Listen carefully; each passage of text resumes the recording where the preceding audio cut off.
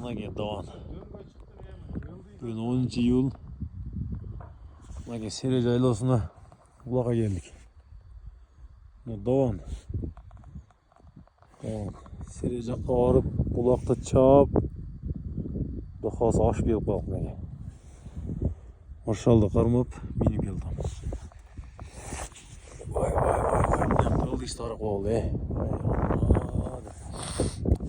10. yılda üşüyün de öyle oldu bile. Tom kaldı ne tom.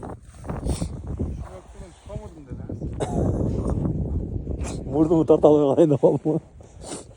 Az önce nıldıyla geçsek kuda kalsa. Kölün'e gel. Doğan'la.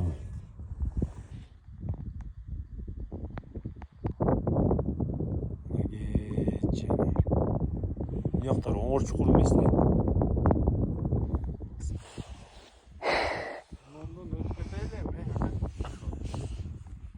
Ulak kanday oldu gön. Şimdi oldu. Ulağa estekemezsin de çok doğru bana. Gelip ketip. Ben sakıldım mı gön? Apamı sağındım karoç. Ha.